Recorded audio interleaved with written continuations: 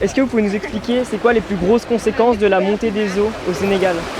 Au Sénégal, la plus grande conséquence aujourd'hui constatée, c'est l'avancée de la mer vers le continent. Et c'est quoi les dégâts majeurs que ça apporte? Oui, vous voyez là où nous sommes, par exemple. Nous étions dans un hôtel, par exemple. Vous voyez que le mur de l'hôtel a cédé. Et voilà que la piscine aussi est abandonnée, et même la maison. Donc ça veut dire que les populations sont obligées de se retirer des fronts de mer?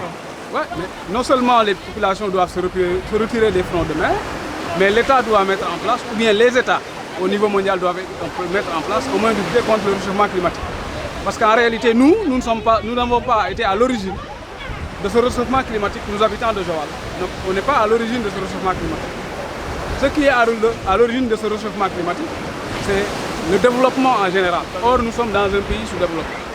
Et pourtant, les conséquences sont plus notables au niveau de notre pays, par exemple. Ici, par exemple, il y avait entre cette maison où le mur qui a complètement disparu et la mer, il y avait une plage et il y avait une mosquée ici. Et la mosquée a complètement disparu à cause de l'avancée de la mer. Voilà.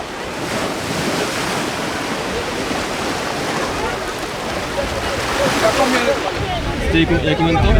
Bon, ça fait 15 ans, 15 à 20 ans seulement. 15 à 20 ans seulement et on a senti ici un effet grave d'avancée de la mer. Nous, on a grandi ici, on n'est pas encore âgé. C'est pourquoi ceux qui disent que l'effet de la mer, c'est dans des années, se trompent.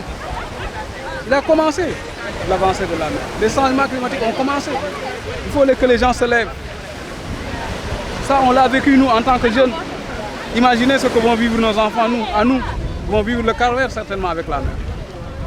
Donc il faudrait que tout le monde se mette en lien pour réduire les émissions de carbone et pour pouvoir éviter la montée des eaux. Forcément, forcément.